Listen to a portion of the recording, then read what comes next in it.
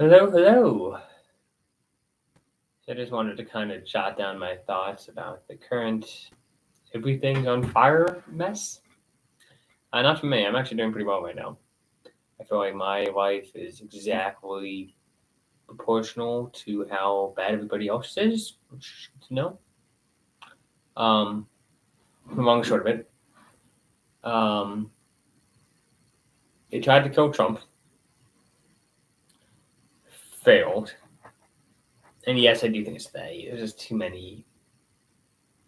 I don't know about that. But point being is that somebody tried to kill Trump, failed. Trump is the nominee. Chose J.D. Vance. Biden dropped out. Kamala Harris is the new candidate, and she chose a VP.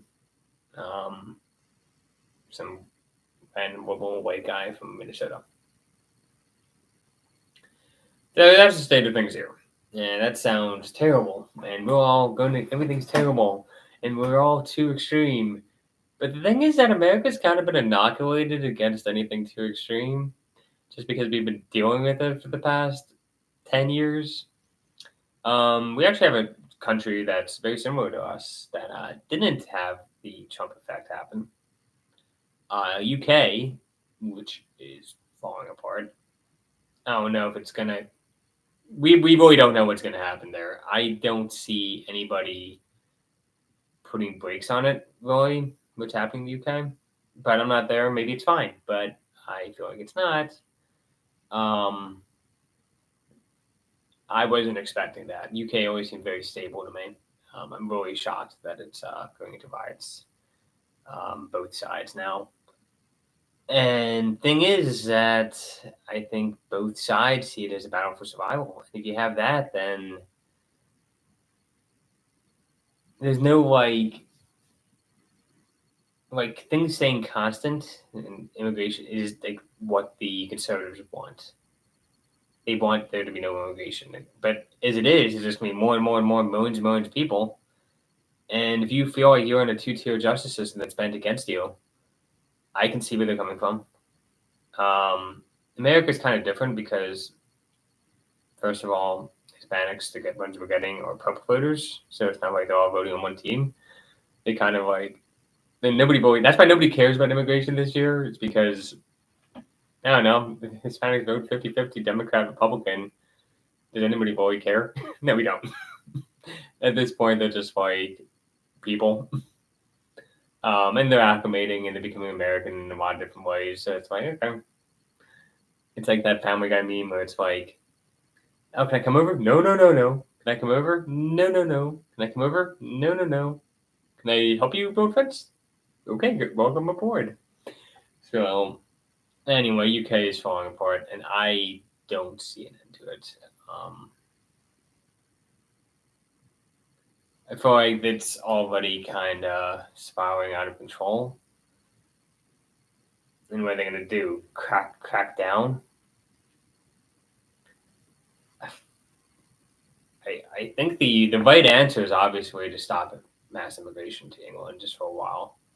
That's the right answer from a stability standpoint. Say, hey, we're going to come down with like a ton of bricks. Meanwhile, we'll stop immigration for a couple of years. That's the right answer. Everybody knows it's the right answer. They're not going to do it. They're just going to crack down, more demonization. And at this point, if you think that you don't have a future as a country, is a culture, you're going to just fight. And that's probably what's going to happen. The United States, comparatively, thank God for states can kind of do their own thing. Like worst case scenario, maybe it's illusionary, but I feel like people feel like, well, my state is run how I want it to be run. Am I really that concerned with national? Especially because the national is pretty much run on autopilot, it seems like, and it's not great, but it's not terrible either. And sure, we're getting lots of immigrants, but like they're assimilating, so it's kind of the system's kind of working. Um, that said, it is huge. I mean, it is massive amounts of inflation. It is that had the Department of Justice used against conservatives and whatever.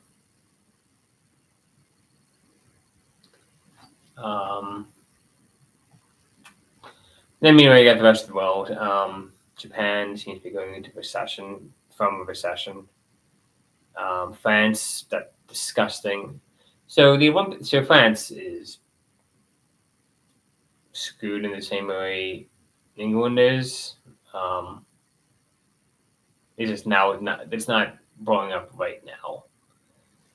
But that opening ceremony, and people are like, "Oh, it's just Dionysus." Bullshit. Okay, and then also it's just the Last Supper parody. It's like, no. If you watch it, they start with the Last Supper parody, then it morphs into Dionysus, into the Dionysus Olympic gods thing. It's both, but that doesn't make it better. Because first of all, it means you're parodying the Last Supper, the most famous picture, one of the most famous pictures on the planet for Christianity that represents Christianity. That's not cool. And don't piss on me and say it's raining and say, "Oh, we didn't mean to." Yeah, you did. Fuck off. You absolutely did. But it did morph into the Olympic gods. In which case, you have the Olympics. Why did you choose the decadent, fat, ugly version of Dionysus?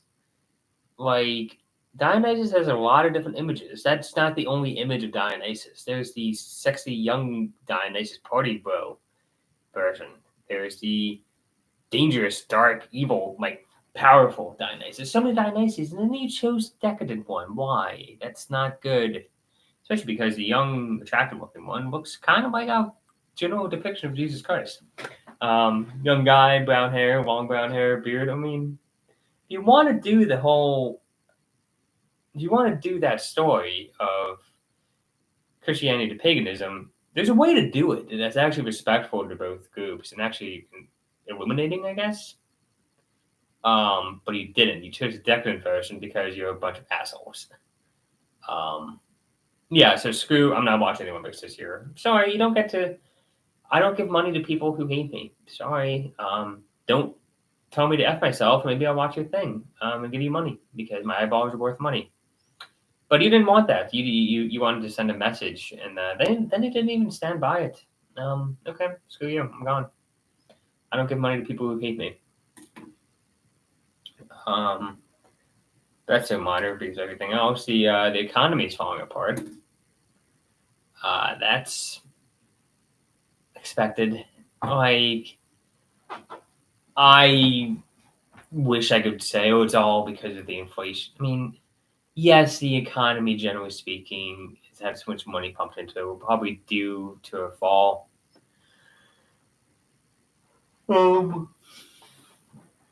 It seems inevitable to me. I sold most of my stocks that I have access to, like not the big funds and everything, but everything that's under individual accounts I've sold.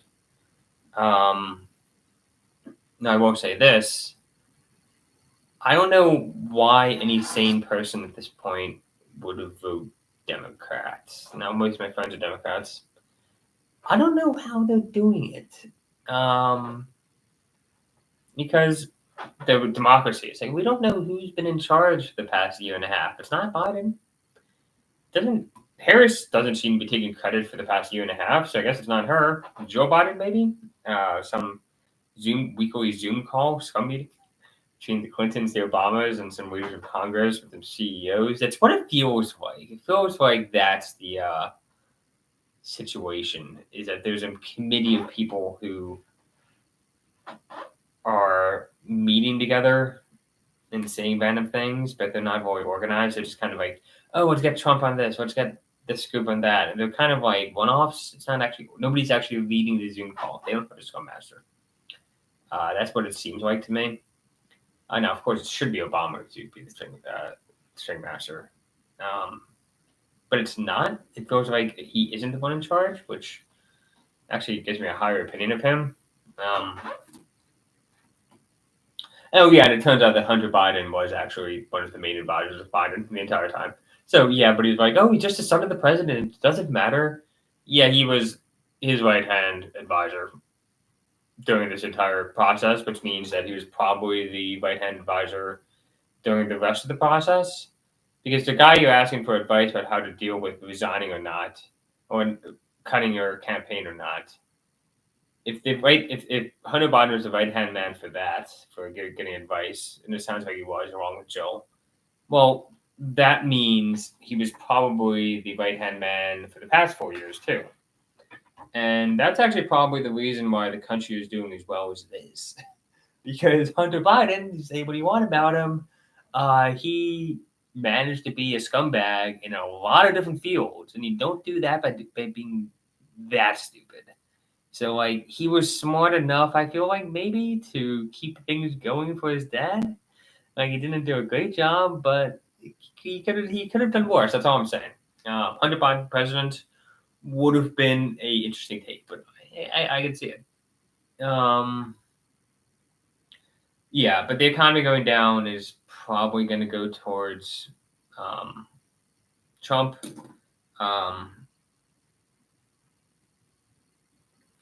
Shenanigans. My bet is that, well, it's not really a bet. I mean, the smart money right now is Trump gets Georgia and Pennsylvania. And then after that point, it doesn't really matter what happens in Michigan, Wisconsin. But I'm not really betting on Pennsylvania going red, just because Pennsylvania is a voting block is always disappointing. Georgia's always been more red than you expect. Pennsylvania's always been more blue than you expect. So I think that Pennsylvania is probably going to go blue, and I think Michigan too. They're like Moby Dick. It's like you keep thinking you can catch them, but you're not going to.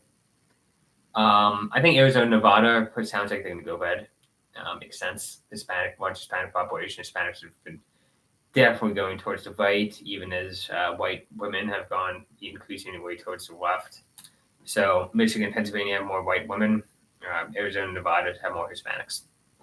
I think that's going on there, which leaves you very, very, very, very close race. Georgia, I think, is going to go red too. So basically, I think it's going to come down to Wisconsin and the 5th District of Nebraska.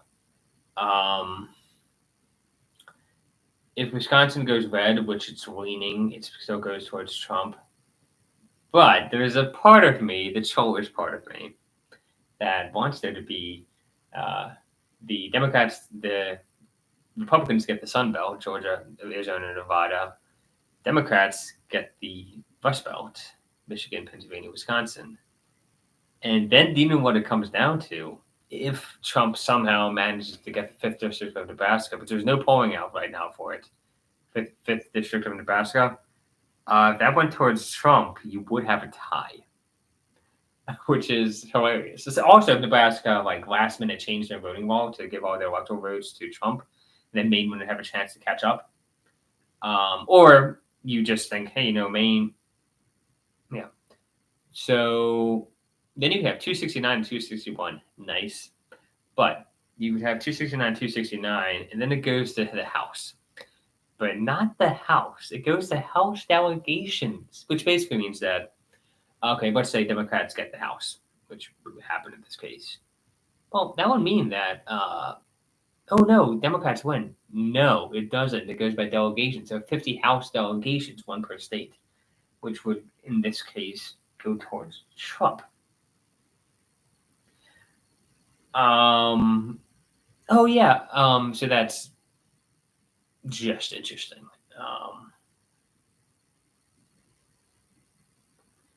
So that could happen, and that would be freaking hilarious to anybody who still has this functioning sense of humor, which isn't that many people anymore, as it turns out. Most people are like, "Oh, my side winning." I mean, I care about my side winning too, but having a tie, I mean, you gotta appreciate that.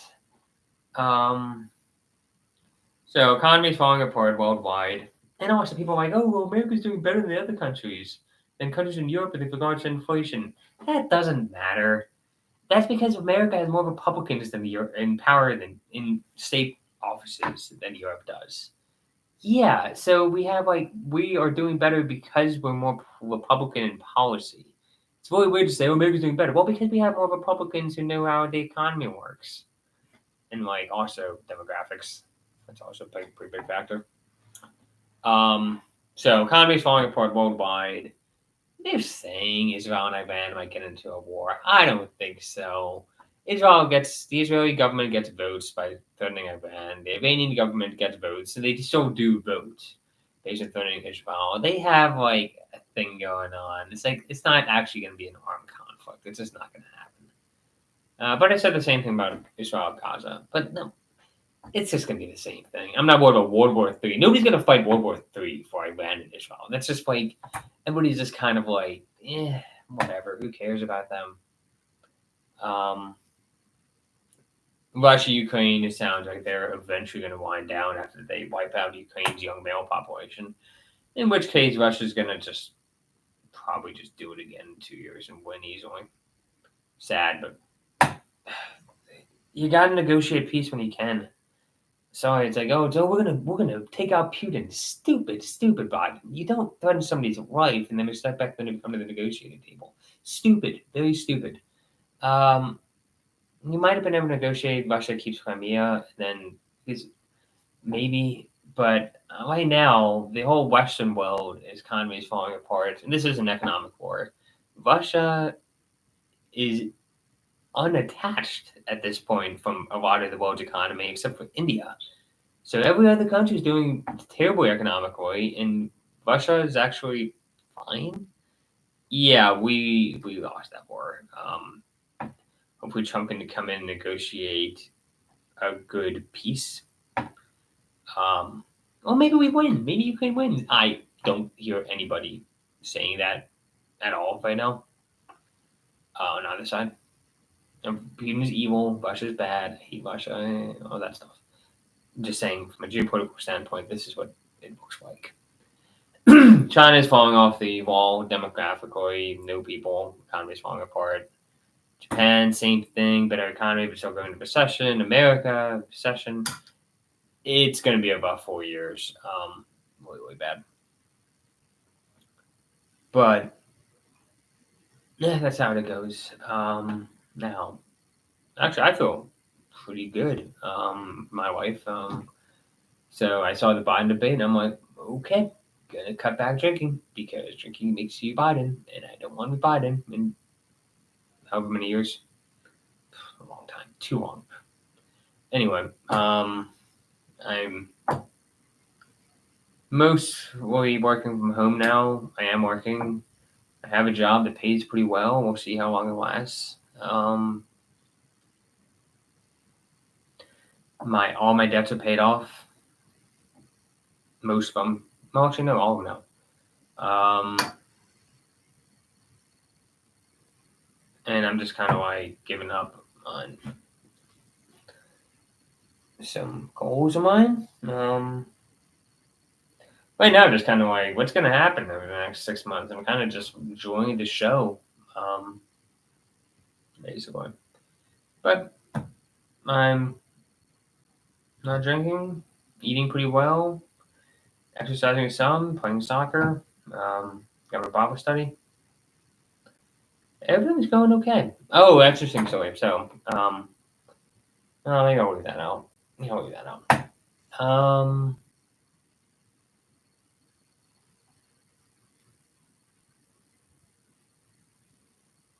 Yeah, I think that's it. Predictions, if I come back to this, close as hell election. I think 60-40 Harris, just because the powers that be want it to be Harris. But I think the powers that be might be changing their mind. I don't think it depends on the votes. I think it matters the powers that be and who gets money and resources and all that kind of stuff. And sorry, Harris, by dropping Shapiro and picking this random Minnesota guy who is radical as hell, did two things. One, it said Harris is a radical left candidate. She is a socialist, two socialists on the ticket. She is radical left wing. That's your jam. Good for you. But I don't think it's the right call. Then Harris and two, it said that she had a good choice of Shapiro, and the fact everybody says that is because he's Jewish and she has to impress the Muslim Palestinian supporters in Michigan and Minnesota. especially not Minnesota. Minnesota is going to win no matter what. Especially Michigan, which I thought she had Michigan, so I'm not sure why she's doing that in order to capture Michigan. I thought Michigan was a pretty sure bet for blue.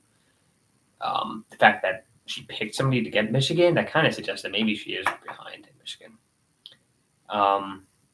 And snubs Shapiro, that snubs Pennsylvania. Pennsylvania loves Shapiro. They're like in love with him. And then the people in power, how do I say this without being anti-Semitic? And Jews are successful people. They just are. And a lot of the people in elite positions across the political spectrum, especially in the left, though, are Jewish. So you just snubbed the center-left people. Because Jews are center-left. You just snubbed the center-left people who run a lot of stuff. And then you think the powers that be are going to be on your side. I think the powers that be are going to be split by this. And if there's a split in the powers that be, I do think the popular vote is. I do think the vote pure is going to go for Trump. But I might be wrong. There has been a lot of shifting on the left and who's in charge. Jews are rapidly losing power. Everybody else, and the more DEI groups are gaining power fast. And yeah, I do think that I don't believe in the end times, but if they were going to happen, now kind of makes sense.